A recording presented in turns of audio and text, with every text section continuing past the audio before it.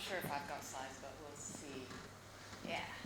I moved to the UK in 2004, and because I love a crisis, this is a great time for me, but I knew there was a crisis then, and for me the crisis at the time was waste. So I'm like a different sort of tourist. The first place I went in London was to the sewers, and I was in heaven. The second place was to a waste transfer station in Battersea, which is no longer there, sadly. And then I just did a pilgrimage to all the landfill sites that I could get to by public transport because I don't have a driving license. I'm trying to get a driving license, but at 45, maybe I should give up. So essentially what I saw and what I discovered was that 100 million tons of material were going to landfill. And this is an unsustainable amount of material, not just because this is a tiny island, but because it's irrational for us to be putting that much beautiful resource into the ground. And I didn't have a lot of capital at the time, so I didn't think I could solve a 100 million ton a year problem.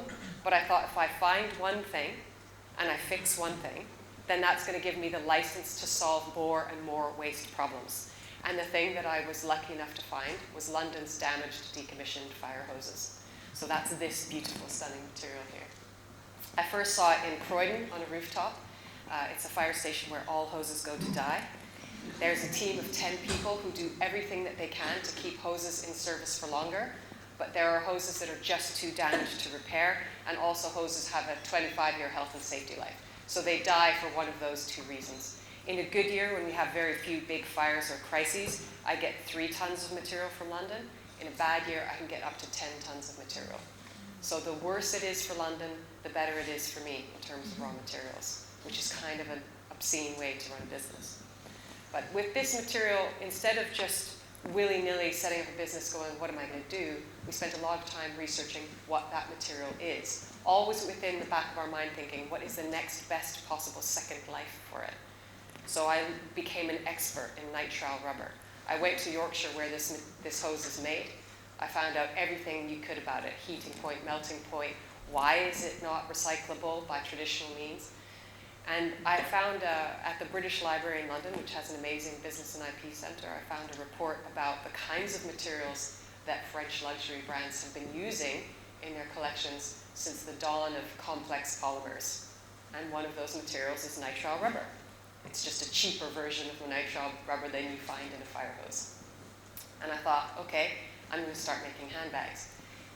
It took us about 5 years to make a bag like this. We started by making belts because, like hoses, belts are long and straight, so that was fairly straightforward.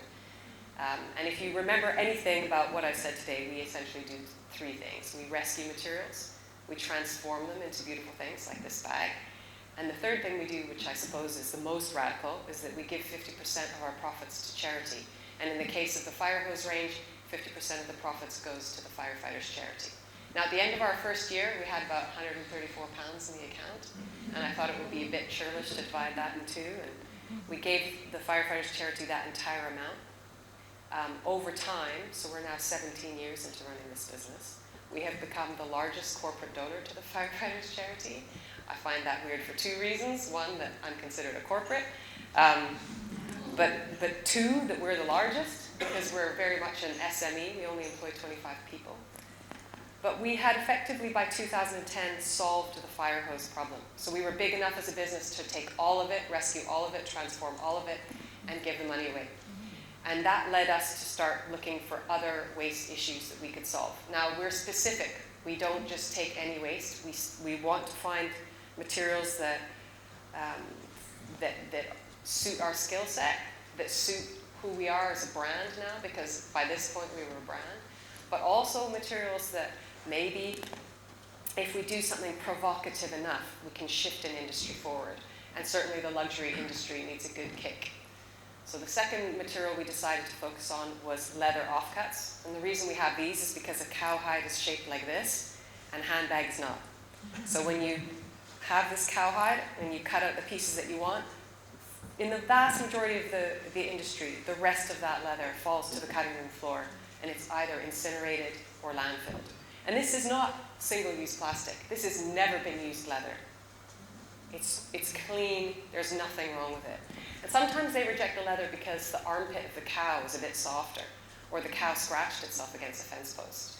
And I've never really understood, but the real high-end luxury companies want their leather to look like a polymer. They want it to look perfect, but it's not. So there is 800,000 tons of this material globally, which is a huge problem, and that's just the waste people will admit to. So we know that there's a lot more than that, because there's a lot of countries that just do not keep accurate waste statistics. And because that problem is so much bigger than the fire hose problem, I decided that we shouldn't focus on designing products, we should design a solution that can work anywhere that there is leather waste. And that's why I put these terms together and gave this to Elvis, my business partner and the sort of creative brain behind the business. At the time, people were talking about the circular economy, but nobody was designing for it. And I thought we could do something really exciting. And we did. We made a geometry that allowed you to put these tiny scraps of leather waste back together into whatever shape you wanted. Now, a rug is not super exciting for a lot of people, but what makes this rug exciting is that if you move to a smaller house, you can unweave it down the middle and you can make smaller pieces. If you have pieces in a high traffic area, you can replace those with pieces from a low traffic area, so you can increase its life. If your dog pulls a piece of it out and eats it and runs away and you can't find it again, or if you drop a fish pie on it, which happens to one of our customers, that's fine, because we can just send you replacement pieces. It's not over. Sorry, I must be touching this microphone. I think it's my hair. So that was the first thing we did, because it was flat. That worked really well. But we decided we could do other things with the same geometry. And one of the things we did was make a cube, also not super exciting, but the waste from the waste is stuffed inside that cube. So it's very heavy, it makes a very good doorstop. And if you don't like your cube, you can take that apart and you can make a upholstery, you can do a chair. And if you want to repair that chair, again, over time, easy to repair. Or if you want to transform that chair into a bag, also possible. Because it's like Lego, you can take it apart and make it again and again and again. And because we have this commitment to 50% of profits going to charity, that stayed the same with this leather project. And it took us a while to find a charity that really we felt fit with the, I suppose, cows, climate change. But we found Barefoot College. It's existed in India since the 1970s. It creates scholarships for women to train as solar engineers. We effectively set up a scholarship fund to fund more women to train as solar engineers. Most of them are from rural areas where they've had no access to education, but the power that they then take back to their communities is huge, because they can decarbonize a whole community overnight. And our first 3 beneficiaries were all from Guatemala.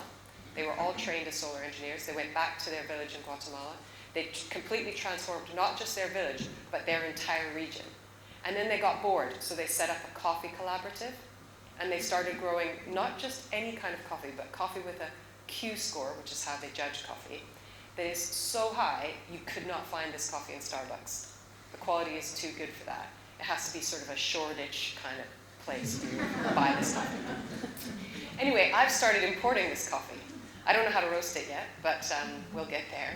And I think it's fascinating that a few years ago, these women were beneficiaries, and now they're business partners. So there's an enormous amount of work we can do with a handbag, with a bit of leather waste. Just before the pandemic, we decided to tackle another problem. Now, aluminum cans are perfectly recyclable. We have great technology in this country to recycle this material, but we do not have a deposit scheme, and people are horrendous. So we have 16 million of these cans that get littered in our public spaces every year. Add the 16 million or so PET bottles that get littered in our public spaces, and we've got a drinks containers catastrophe. And the reason why it's really bad is because this results in the death of about 3 to 4 million small mammals a year. They crawl into these containers, they get stuck, they can't get out, they're crossing the road to get to these containers, they get hit by cars. This isn't just a waste issue, it's a biodiversity issue.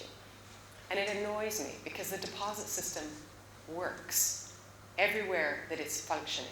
And here, for some bizarre reason, we don't have a national waste strategy, and we don't tackle cans. Now, 16 million cans in our environment is one problem, but the bigger problem is because we love this material so little, 2 billion of these cans go in the wrong bin, and they do not get recycled, which is 20% of our can use.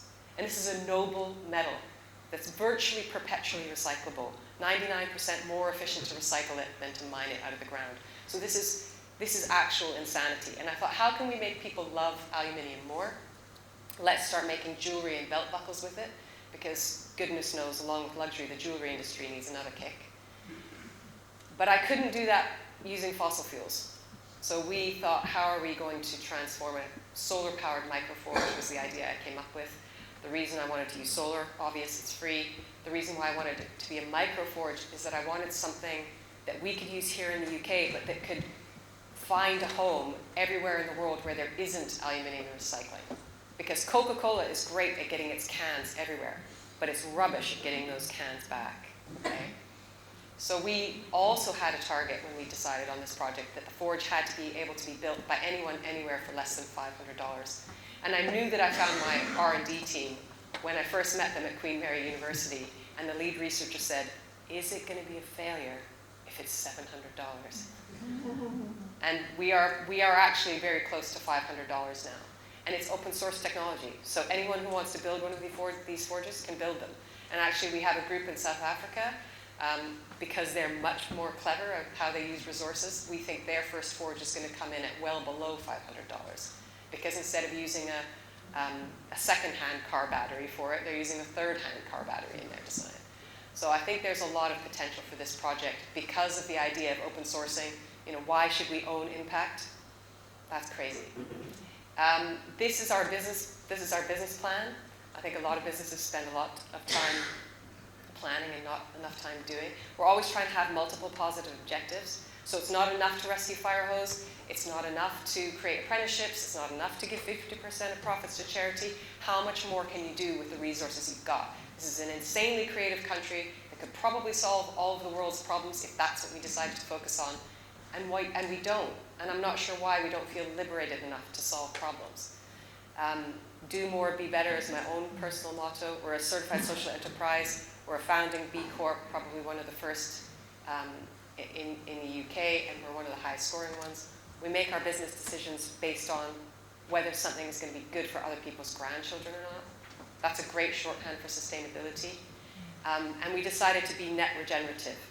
How are we going to do that? We decided that a few years ago. Well, we decided to do that by taking charge of a failed ecosystem, which was a marginal farm just outside Faversham. We're doing extremely exciting things there if anyone wants to come and see it. This was our overall farm plan. We have planted vines because there is no topsoil. That's pretty much all we can grow on a south-facing chalk slope. But we're doing it in a regenerative, organic, and biodynamic way. We put in a wetland-based sewage treatment system. So yes, poo does not have to go into the rivers.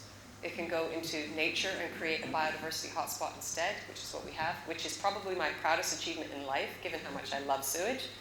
Very happy to show that to anyone if they want to come and see us.